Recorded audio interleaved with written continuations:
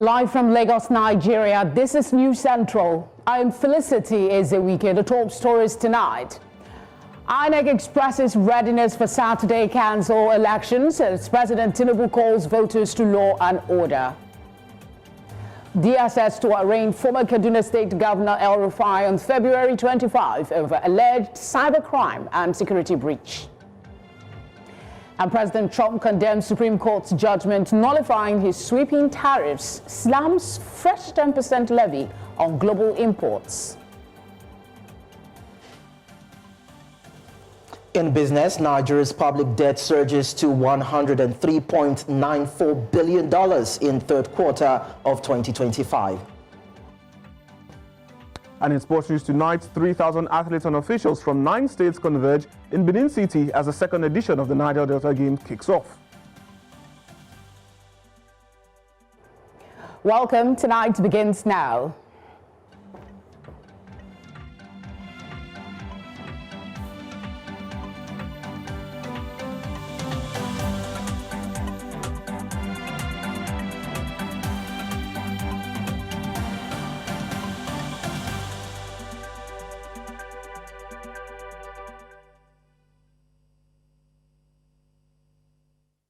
Ahead of Saturday's council election in the Federal Capital Territory, the Independent National Electoral Commission says all necessary arrangements have been put in place for a smooth and credible exercise across the 6 area councils of Abuja.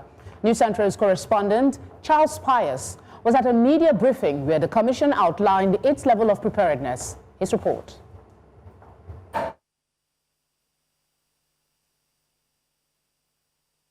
Officials of the Independent National Electoral Commission converge for a stakeholders briefing in Abuja. With just hours to the Federal Capital Territory Council election, the Commission says it's stepping up preparations to ensure a hitch-free exercise across the 6 area councils. The Resident Electoral Commissioner for the FCT, Aminu Idris, explains the voting process for Saturday's poll and what voters should expect at polling units. People will come, they will be verified as a registered voter. You can either use your fingerprint or your face. The beavers from the mock exercise we did, we discovered that the face is even faster. And then you'll be given your ballot paper, you go and vote and drop it in the box in the open. That's the process. And then at the end of the close of poll, the presiding officer will empty the box and count it in front of everybody, and they enter the score on the EC8A. The Commissioner also confirmed the distribution of sensitive materials to all the 6 area councils in the territory. The Commission is also establishing and activating the Election Monitoring and Support Center, EMSC. The EMSC has been established and activated to provide real-time monitoring of the electoral process. This center will enable the Commission to track developments across all polling units and registration areas, and respond promptly to challenges and ensure timely decision-making. On voter education and the legal framework guiding the poll, the head of voter education for INEC and the FCT, Samuel Bassi, says that the subsisting electoral law will be strictly applied throughout the electoral process. We are using the extant law for this. Whatever subsisting law we have, that's what we're going to use for this election. The voting pattern is open secret ballots. Everything about that except the actual thumb printing for a party of one's choice is secret. The accreditation, the admission into the polling units, the accreditation process, and the actual casting of vote is open. Then at the cubicle, thumb printing for your preferred party is secret. So it's open secret ballots. With over 1.6 million registered voters expected to participate in the exercise across the 6 area councils of the FCT, the Commission says all is now set for the conduct of the poll. In Abuja, for News Central, Charles Pius.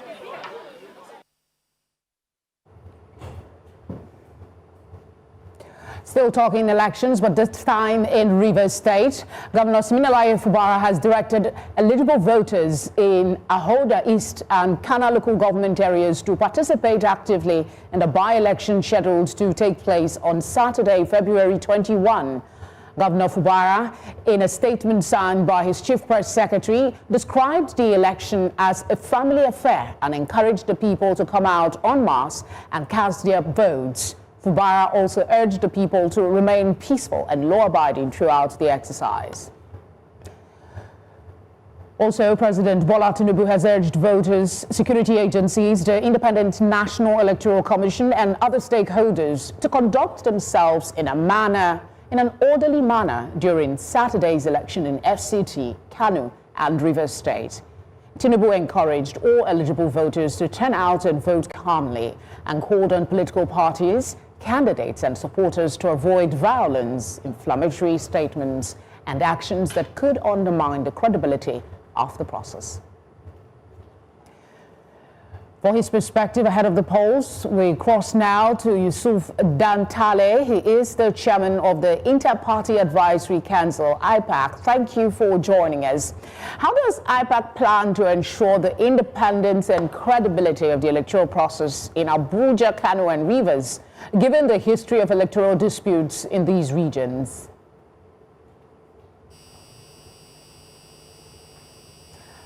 Please double check that your device is not muted, sir. Yeah, sorry. I'm sorry. It's an oversight. Can you hear me now? Yes, I can. Please go ahead. Yeah. The Inter-Party Advisory Council, as you know, is a combination of all the registered political parties in Nigeria. And every member is a member of one political party or the other. And we are all contesting elections. So what we do basically is to sensitize both stakeholders, all the stakeholders, the political actors and the voters, to say that whatever we do, we work within the atmosphere or within the enabling laws provided by the Constitution and the Electoral Act. So before now, we have had a meeting of all the registered political parties with INEC, and INEC have displayed their readiness, to political parties, and we are satisfied. And all we have at our own level, at the level of political parties, talk to ourselves to see that election is not war. Election is about one person must win at the end of the day. So whoever wins, the rest is to accept defeat and then work with the winner. And whoever emerges to also be victorious, magnanimous in victory. Of course, you can't say in politics or any political activity there won't be crisis, but whatever it is, our appeal is that Nigeria comes first before any election, so we must be very careful not to destroy or to trigger anything that will affect the peace of the society. But then we should also not do anything injurious or to circumvent the rules because we want to win election by all means. There's always concern about INEC and preparedness and last-minute challenges. What are your thoughts about their readiness for this exercise? They've assured us countless. We've seen this assurance over time. What is different this time to enhance confidence that there will be no hitches? For me, or for us in the political parties, we have confidence in INEC, of course. You see, when you have problem in election, it is not just about INEC alone. It's a combination of the political actors and their supporters, the law enforcement agencies. Okay, so it's not just and then a few or some INEC officials who think or who are corrupt, that want to do things in favor of maybe one particular candidate.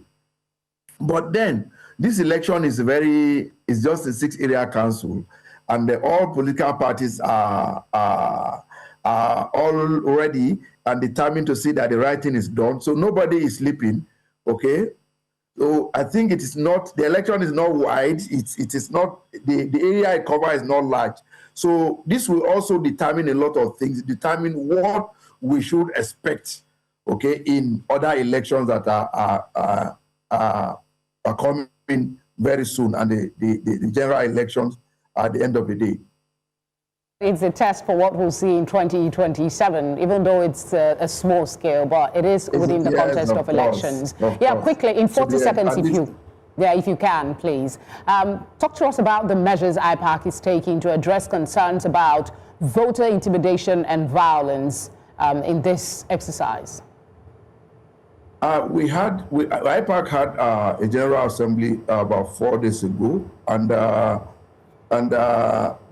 before now we had something we're putting up, a committee we're putting up with the past leadership of INEC, Professor Mahmoud, with political parties, IPAC, INEC, and then the Institute of, the NUJ, to see that wherever an incident of such is reported, the committee will look at it, review it, and then report back to INEC, and then the parties in question will prosecute it, and we'll see that the prosecution is done. All right, Yusuf, thank you so much for speaking with us. You are welcome, Mary. Coming up, just days after fire gutted Kano Singa Market, another early morning blaze guts similar trading hub in the state. We have details of this when we return. You're watching tonight on News Central. A reminder of our top stories. INEC expresses readiness for Saturday council elections as President Tinubu calls voters to law and order. DSS to arraign former Kaduna State Governor El-Rufai on February 25 over alleged cybercrime and security breach. And President Trump condemns Supreme Court's judgment nullifying his sweeping tariffs, slams fresh 10% levy on global imports. Thank you for staying with us to the development that has continued to remain in the news. The Department of State Services will arraign former Kaduna State Governor Nasir El-Rufai before the Federal High Court in Abuja on Wednesday, February 25, on charges of cybercrime and breaching national security. The DSS accuses El-Rufai of unlawfully intercepting phone lines belonging to National Security Advisor Nuhu Ribadu, violating the Cybercrime Amendment Act 2024 and Nigerian Communication Act 2003. The case was assigned to Justice Joyce Abdulmalik by the Chief Judge, John Soho. Jido Logu is a legal practitioner. He joins us in the studio for this conversation. Thank you very much for being here. The DSS has filed a 3-count charge alleging unlawful interception of the National Security Advisor's communications. What specific elements does the prosecution have to prove for conviction to happen? The charges are clear, and what the law says is that these allegations must be proved beyond all reasonable doubts. And of course, there are 3 canons in criminal justice ecosystem for effective justice dispensation. You need thorough investigation, and I believe that has been done, particularly when we already have some admissions from the defendant himself. And then you now talk about diligent prosecution, and that is where the problem lies most times, before a committed judiciary. So it's between these 3 elements, and I guess that following the investigations, arraignment was prescribed, because right now the matter is going on prosecution. So let's see the kind of diligence that the prosecutor will give to the matter, because under the Nigerian Constitution 1999 as amended, he is still presumed innocent until the allegations are proved beyond all reasonable doubt. The second count is accusing him of knowing of an interception but refusing to report it. Can mere awareness without active participation establish criminal liability, or is it a demonstrable criminal intent required? Like I said earlier, these are allegations. So, and of course, he will be given the privilege of having his defense team to break down the allegations of the prosecutor. So it's up to him to either admit, and when he is arraigned, he will have to plead to the charges, whether he's guilty or not. And if he pleads not guilty, then the prosecution will proceed. So right now, it's the state against El-Rufai. Expectedly, he would want to defend himself. So what are the... He must defend himself. I don't expect that he will go the way of Nnamdi Kanu. Unless, you see, the concern of citizens now is perhaps his political status. But if you look at Section 1 of the Nigerian Constitution 1999 as amended, it states clearly that all citizens are subject to the Constitution, even the president of the country. That is the prevalence of the rule of law. And when he was a governor, he was entitled to immunity under Section 308 of the Nigerian Constitution 1999 as amended. But right now, he's no longer a governor, so he should be answerable to the law. But that is another issue entirely. And my concern is this issue of prosecution. If you look at the case of the former governor of Ekiti State, Ayodele Fayose, he was also arraigned in court. The matter went on for 6 years. At the end of the day, he was discharged and acquitted. What implications should we interpret here beyond the legal dimensions to the conversation? Some we want to say it's politically motivated, but even political considerations are subject to the Constitution. And that is why I made reference to Section 1 of the Nigerian Constitution. And you see, if you look at Section 15, subsection 5 of the Nigerian Constitution 1999 as amended, it says that the state shall abolish corrupt practices and abuse of office. Because in the case of El-Rufai, he also has a case with EFCC bordering on misappropriation of over 400 billion naira. His aides also have been taken up on, inappropriate mismanagement of funds. So the big question now is, should we condone corruption in the land? So for me, I won't look in the direction of political, platform. No, let the law have its way. But he has the privilege of defending himself. Okay, just this quick one for educational purposes. What are the procedures for obtaining warrants or authorization for phone tapping in Nigeria? Is that even legal? We have the Nigerian Communications Act of 2003, and of course, the procedures are clear. But interestingly, and that is why as a public relations practitioner, I should advise the high-profile personalities, be trained on the information you release. I mean, you don't need to impress the people. And here is a big one for him to manage, because the DSS that was set up as far back as 1986 is out there to ensure internal security in the country and to ensure that we don't jeopardize our security apparatus. So even if he was acting under political consideration, you must have deep respect for legal procedures. Yeah, that one thing is to have these cases being brought up, but another thing is to follow through. What are the chances that we'll see the end of this? That's why I mentioned the case of the former governor of Ekiti State, Ayodele Fayose. He's been released, and I doubt if the government is appealing that case. Right now, Mallam has, had to forfeit in the interim properties worth about 213 billion naira. So in law, we say there's a prima facie case against him. But who knows whether he will release after some backdoor meetings. And then Emefiele is still there. Even former Governor Dariye, whose conviction was confirmed by the Supreme Court, eventually got a state pardon. And that's why I had to knock the head of Section 15, subsection 5 of the Nigerian Constitution 1999 as amended, that says the state shall abolish.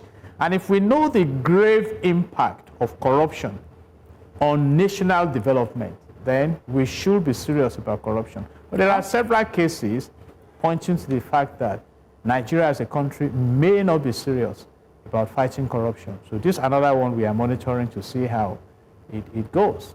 Thank you very much, Ijide, for obliging us. God bless Nigeria. All right, we go quickly to Kano State now, where an early morning blaze destroyed about 50 shops at the Fatima Simra multi-purpose market in the Dakata area of Kano State on Friday. The fire broke out around 5:40 a.m. in a section where small-scale businesses produce oil and recycle plastics and nylon, and efforts to contain the flames continued into the morning. This incident comes just days after a major fire at the Singa market razed property and goods estimated at billions of naira and left 7 people unaccounted for.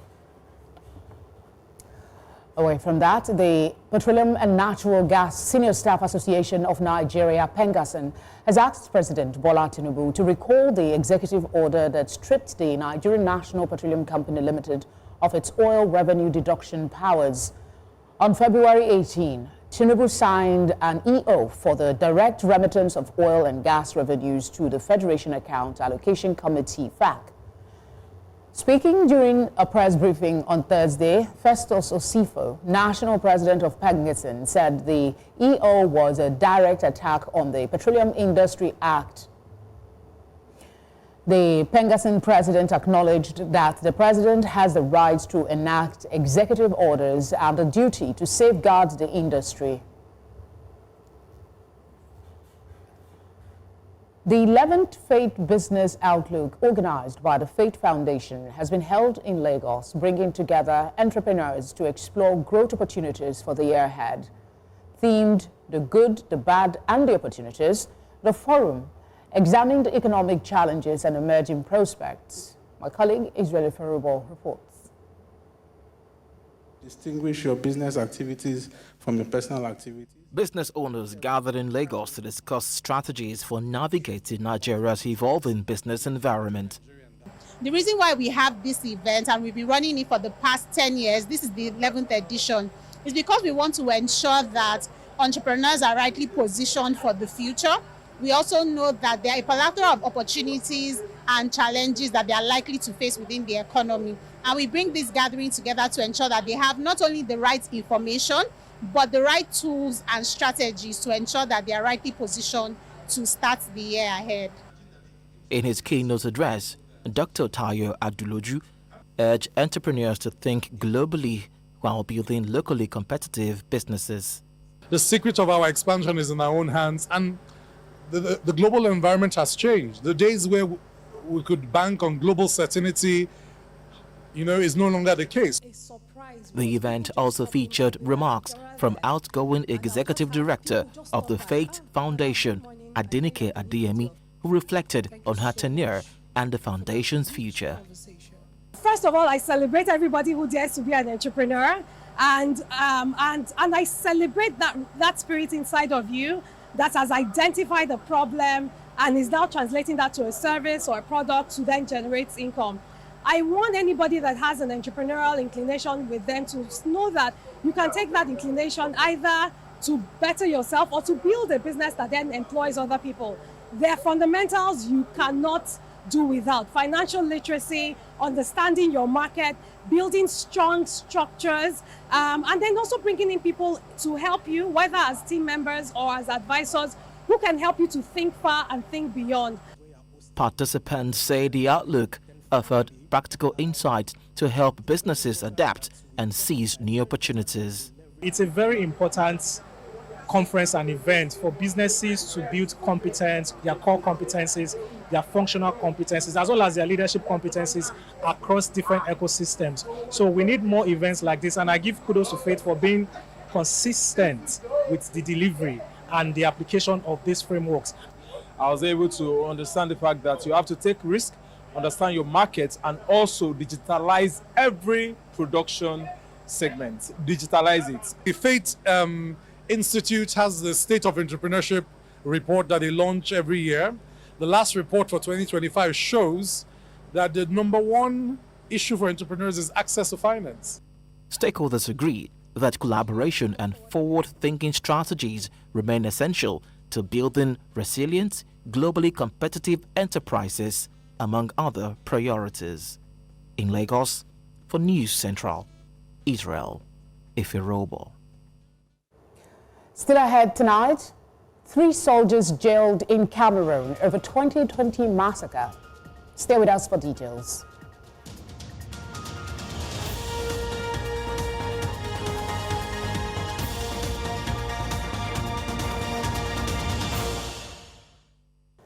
The United Nations Children Education Fund, UNICEF, says that Nigeria recorded a significant increase in birth registration with about 14 million children officially registered in the past 2 years.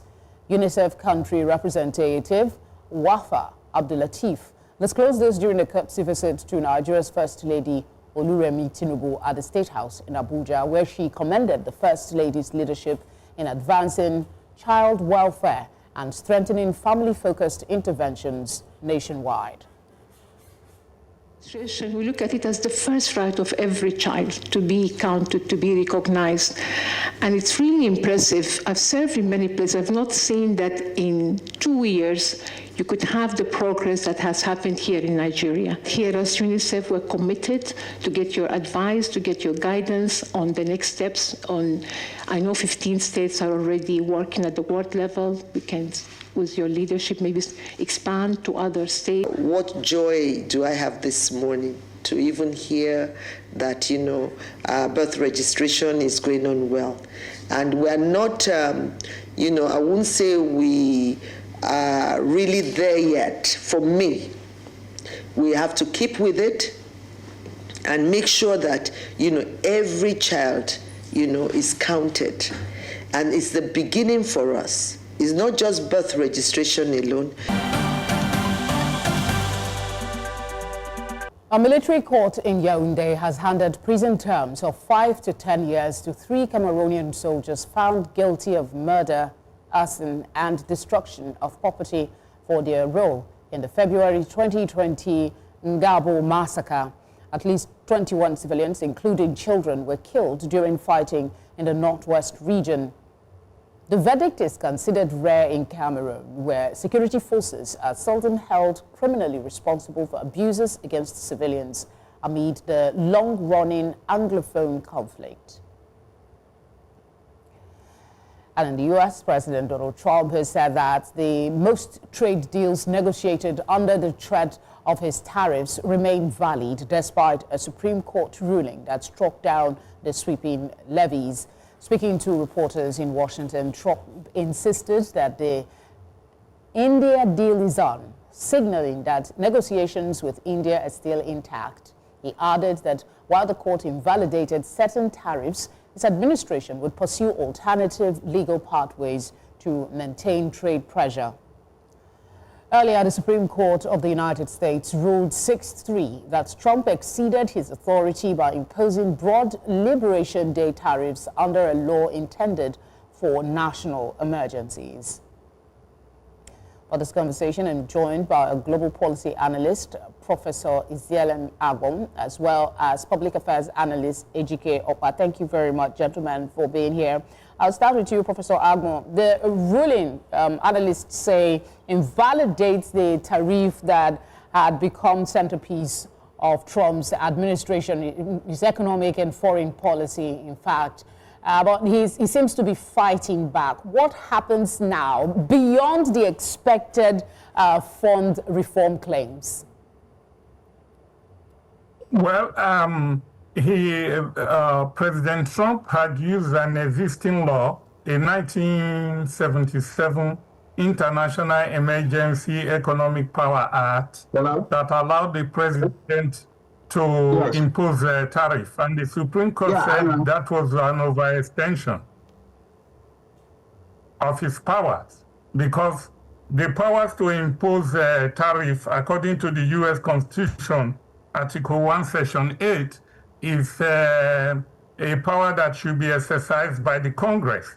So the Supreme Court says Trump overreached his power, and that all the tariffs that were imposed in April 2025 by Trump were illegal.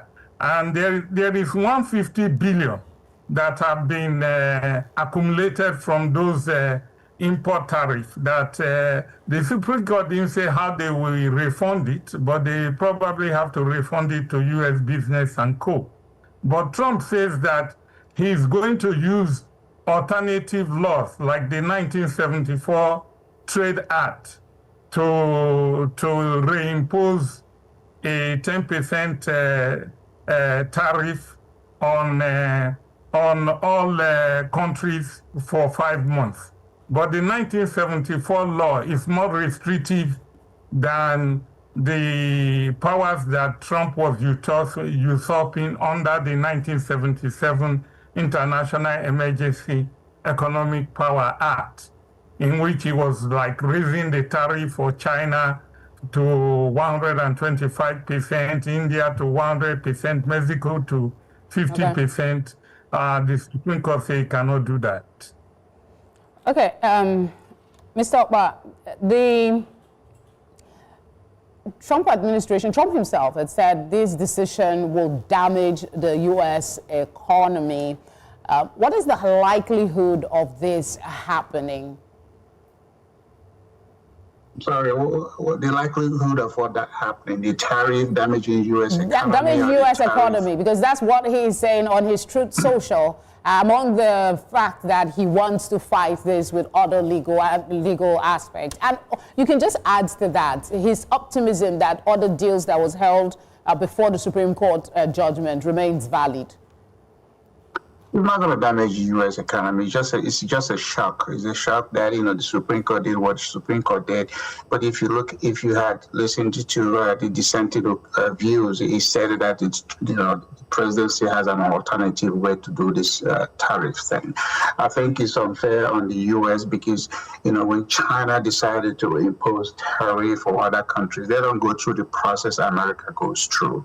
So we are the only ones that try to have transparency, invite the Congress, or the Congress weighs in. Other countries just do it because their president, does it or has the right to do it. I want to question, the use of the word usurp. The president did not usurp the law. The president used a law that he felt was going to give him the right to do what he did. And if the Supreme Court comes back, to say, no, you shouldn't have, that does not make it illegal. It just makes it unconstitutional. Then he goes to the next alternative. So there's always an alternative. So as for this damaging U.S. economy, no. The money that is already in the Treasury is not going to be refunded to anybody. It could be channeled into some other stuff. But again, it's not the end of it. Just another way for the president and his leadership people to rethink what is the next move, and then they're going to take that next move. Okay, Prof, according to Associated Press, the ruling make clear... Sorry? Prof, can you hear me, please? Tariff is yes, I can hear you. A tariff is a tax. It's an import tax, and it is the citizen that pay. That's why President Trump has to give a surplus and a subsidy of almost $15 billion to American farmers, because the last tariff almost destroyed a lot of their economy. And basically, when a Supreme Court says a presidential decision was an overreach, it means the president, according to the highest court in the land, did not have the power to do what he did. And therefore, the alternative that under the Trade Act, Section 122, only gives him the power to go up to 15% for 150 days or 5 months. And that is what he's trying to do now, rather than using tariff as a tool of foreign policies. So, for instance, most countries, there are trade deficits. There is, from an economic point of view, that trade barriers do not really lead to international growth. And for a long time, U.S. were the one advocating for free trade and the removal of trade barriers.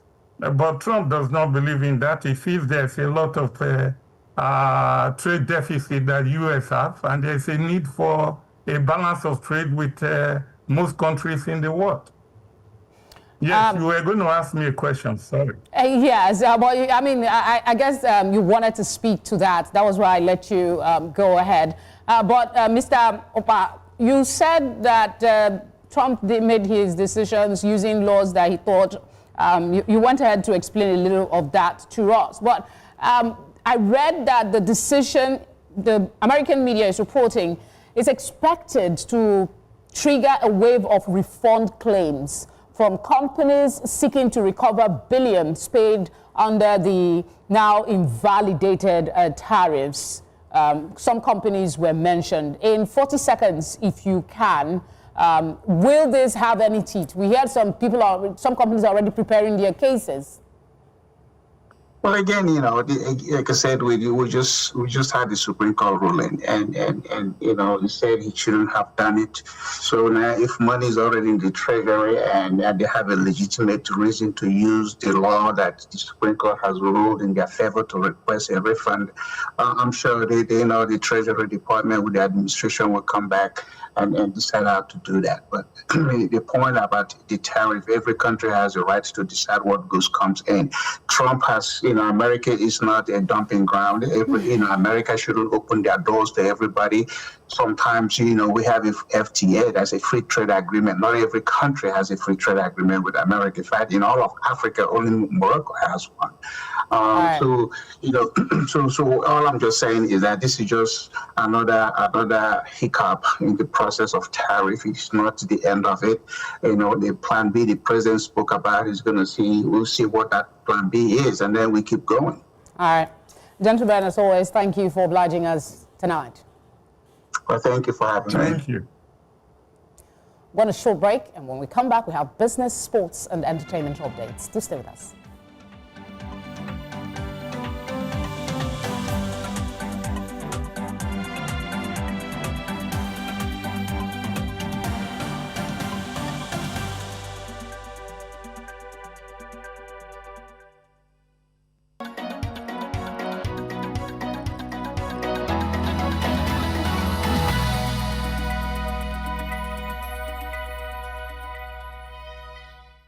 Talking business now, Nigeria's total public debt reached 153.29 trillion naira at the end of the third quarter of 2025. The Debt Management Office reported the figure reflects borrowing to finance deficits, infrastructure and other government priorities amid revenue pressures. Both domestic and external debt components contributed to the increase, with domestic debt accounting for a significant share. Analysts say managing the growing debt burden through revenue mobilization and efficient spending remains critical for fiscal sustainability. And talking equities now, the markets closed the week on a firm note as the all-share index advanced 0.99% to settle at 194,989.77 with a differential of 0.99%, and of course cap at 125.16 trillion naira. Now the tone remained constructive even as trading activity softened compared to the previous session. We now look at the sectoral performance. We start with the banking sector that gained 1.43% with sustained interest in Zenith Bank helping to anchor the sector's move. Now insurance up 2.52%, one of the session's standout, I must say, in terms of performance, as renewed positioning across the space strengthened the breadth. Now, oil and gas, well, just about 0.05%, quite marginal, I must say, and our consumer goods climbed 1.23%, reflecting steady accumulation in defensive names like Nestle, Nigeria. Finally, industrial goods, of course, increased by 2.28%, with Dangote Cement adding weight to the rally and reinforcing the bullish undertone. That's it on business. I am Khana Banjo.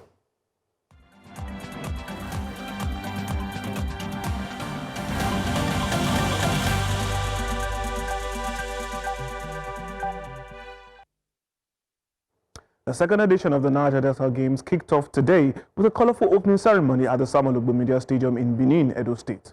The two-hour event saw march parts by the contingents of the 9 participating states, as well as musical performances by dancehall star Pato Rankin and gospel artist Eben. About 3,000 athletes and coaches will participate in the competition, which ends on the 27th of February. Athletes no older than 20 will participate in 17 sports. Bayelsa State are defending champions after emerging as overall winners of the 2025 edition in Uyo, securing a total of 86 medals, including 42 gold medals and one more than second-place Delta State. This is a very special part of the ceremony where the flags of the various states and that of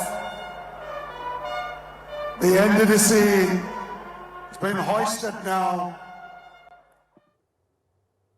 A Moroccan court sentenced 18 Senegalese football fans to prison terms ranging from 3 to 12 months over charges of hooliganism in last month's Africa Cup of Nations final. The group had been in pre-trial detention since January 18th, the day of the heated AFCON final in which Morocco lost to Senegal 1-0 on home turf. The Moroccan prosecution sought a 2-year maximum penalty for some, saying the defendants had deliberately sought to disrupt the proper conduct of the match. It said the group committed acts of violence broadcast live on television, but the 18 men denied any wrongdoing. Now, 9 supporters were sentenced to 1 year in prison and fined 5,000 dirhams. 6 others received 6 months and a fine of 2,000 dirhams, and 3 were sentenced to 3 months with a fine of 1,000 dirhams. The defense said it would file an appeal. Defense lawyer Patrick Abu described the verdict as incomprehensible, claiming his clients were victims. Alors, on vient de sortir du tribunal avec une décision parce que le procureur avait demandé l'application de la loi, il n'était pas allé ni plus ni loin, parce qu'après les échanges, on s'est rendu compte qu'il n'y avait rien de fondé dans ce qu'il disait, et qu'ici, il y a juste une partie sénégalaise que la justice voulait choisir comme étant bouc émissaire à régler cette question-là. On a posé les éléments concernant les stadiers qui ont commencé cette affaire-là. Les articles ont été débattus, mais à notre grande surprise, le tribunal retient une condamnation des 18 Sénégalais allant de 3 mois à 1 an. Donc, ce qu'on trouve incompréhensible. Donc, d'où... And that's it on Sports News tonight. I am Okwe Oluwa Adibari. Entertainment is next with Kate.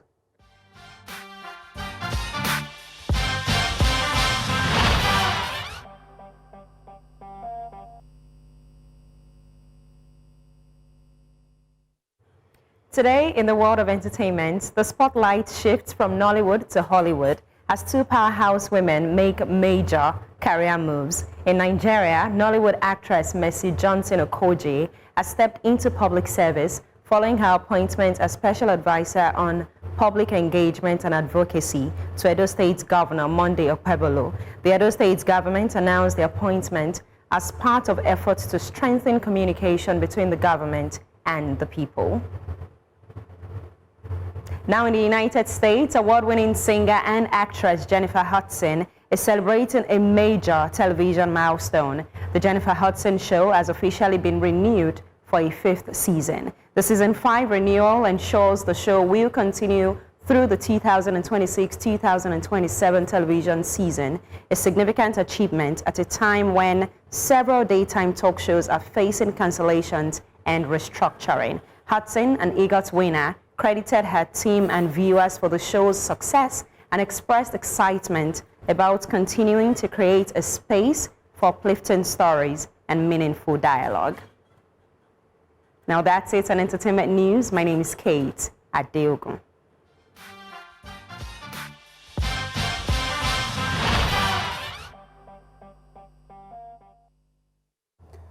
And that's the news for you tonight. As always, we'll appreciate your feedback and your eyewitness report. Please share them with the numbers showing now on your screen.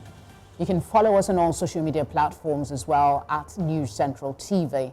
You can watch live on DSTV channel 422, GoTV channel 23, Star Times channel 274, Avo TV, and on YouTube. Thank you as always for watching. Have a good night rest.